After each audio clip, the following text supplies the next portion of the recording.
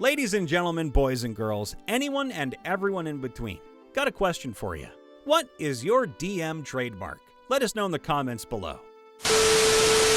Combat. It's always combat.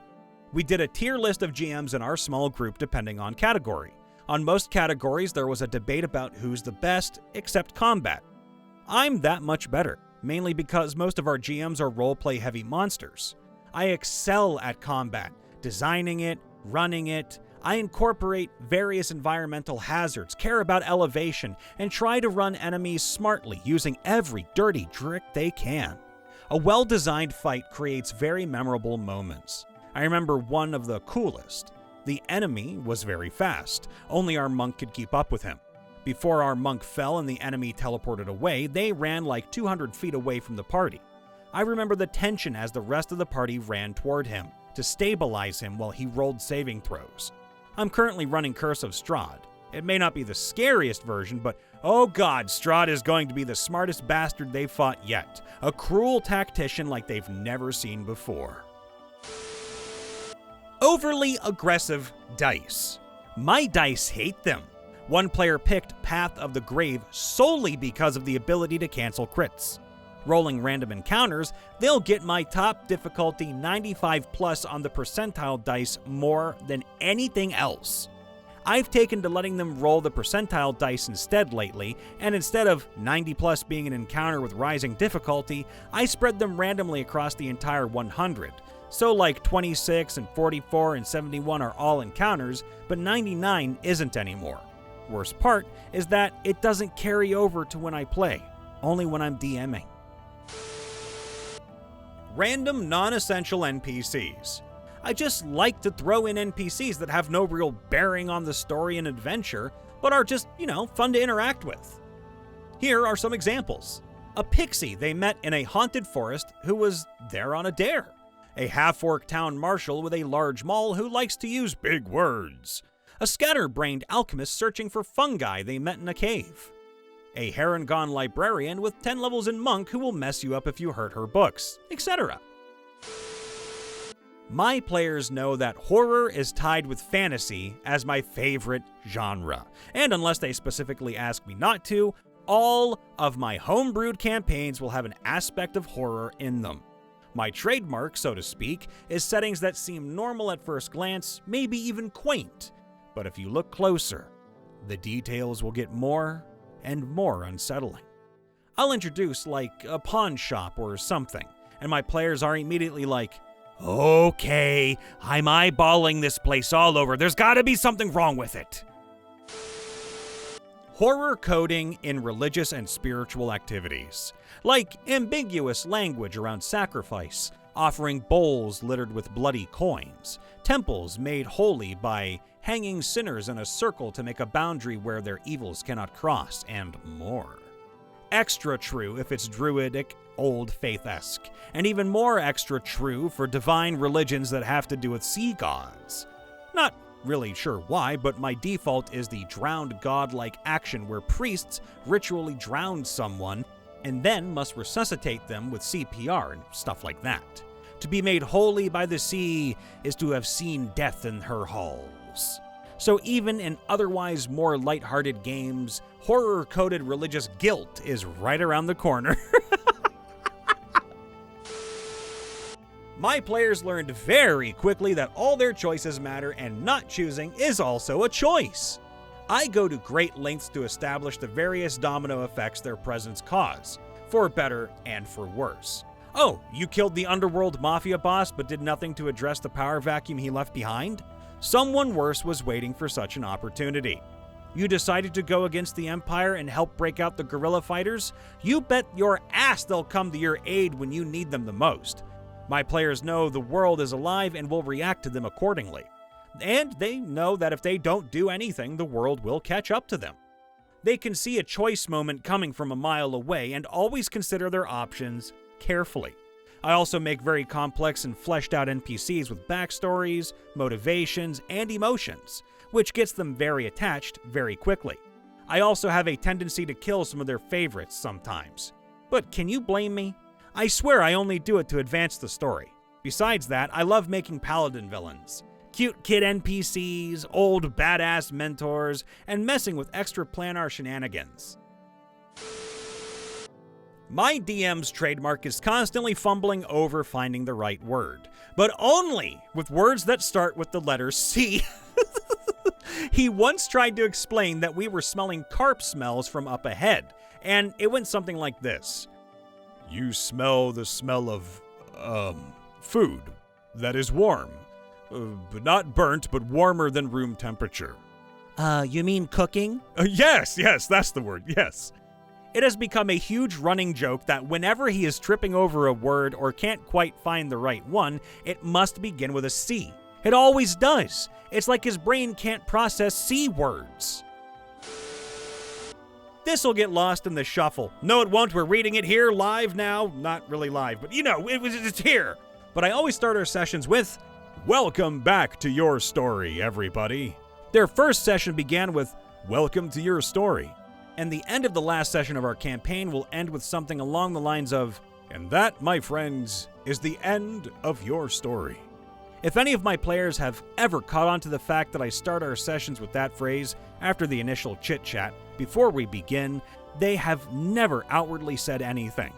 But I like to remind them that even though I may be the DM, this is largely their story, and I'm simply here to help tell it. Well, for my DM, it's insane yet good gimmicks. My favorite one, personally, is his creation of lightning-based magic and gemstones, graphene to counter it as armor, and for use in puzzles, a spell that fires water for no damage or spell slots to get rid of graphene armor. Coffinite that has high defense when used for equipment and was good for magic items, but in exchange poisons you. I ended up Googling it after the campaign, and it's uranium. The DM added uranium armor, hoping none of us realized what it was, and built a nuclear bomb, something the player, who was our artificer for that campaign, would probably have done. And a city where everyone had to wear shirts. A shirt killed our first barbarian to allow a plot centered around an anti-shirt cult. I love making rivals and anti-parties for my players. Character foils make me froth at the mouth. I am also quite guilty of making sexy mentor characters that I can kill off or use to create dramatic tension.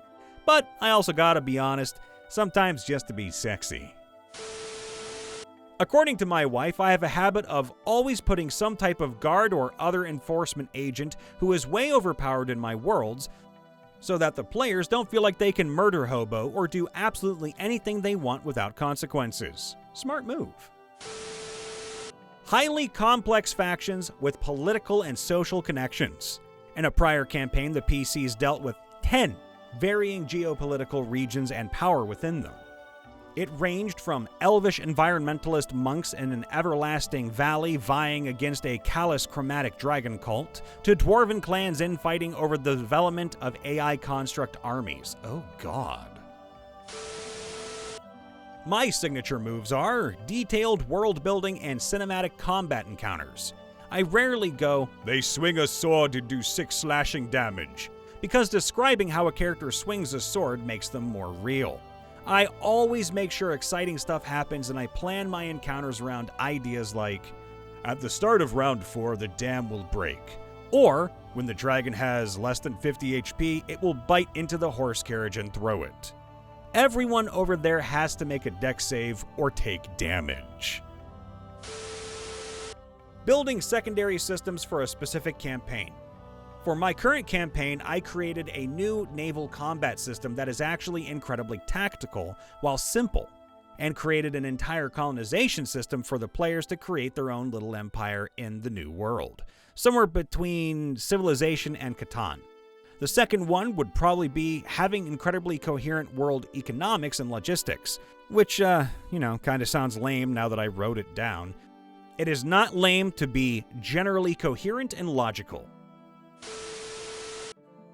Causing psychological damage to both the characters and the players. Last time, I left them haunted by the ghost of a girl who couldn't pass on to the other plane after her village was massacred. It turns out that the village had a well that brought them luck. The girl could never throw anything into it because she lacked wealth.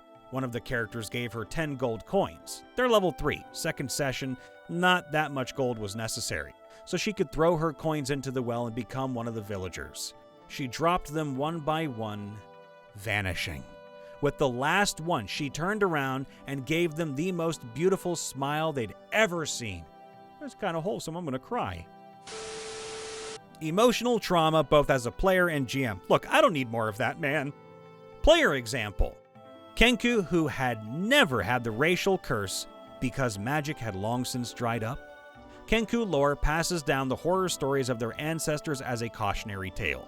Mother murdered in front of him, then loses his voice again in the magical resurgence, using his mother's scream to vent his horror and her voice to parrot the stories of old, the ones passed down, exactly as she told them, explaining why he still knew vocal mimicry, ending with, "Don't worry, my brave little chick.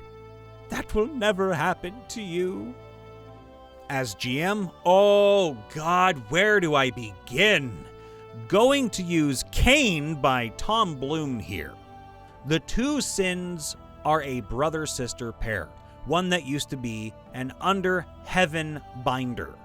She was forced to kill her bound sin, and the grief turned her into one, just after reconstructing her brother who rampaged. They are the first recorded sins to actively avoid harming humanity as much as they can help it. I have death scenes planned out for the admin, DM, Exorcist, brother without sister, sister without brother, both sins. The sister without brother scene is particularly harsh, as while he is intelligent, he is also naive.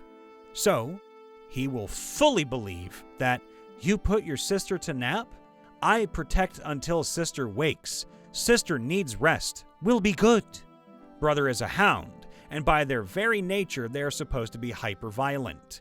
He is fighting everything to behave for her.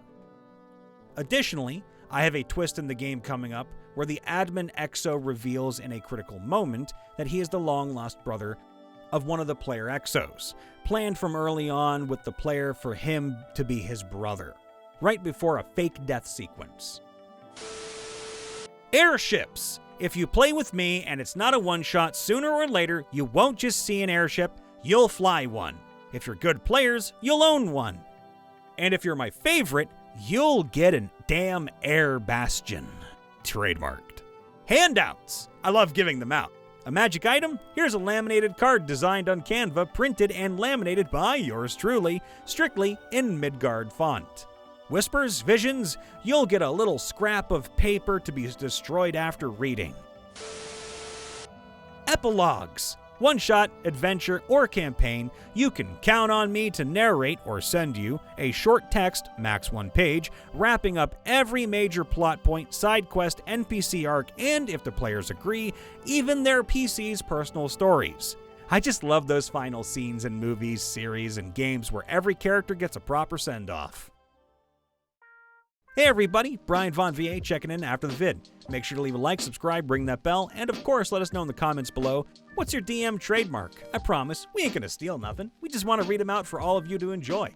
And of course, if you want to keep the channel flowing just perfectly smooth, join our membership program. You get early access to videos and our eternal gratitude. We love you all. Please be safe, be kind to yourselves and thy neighbors, and we'll see you next time. Toodaloo for now.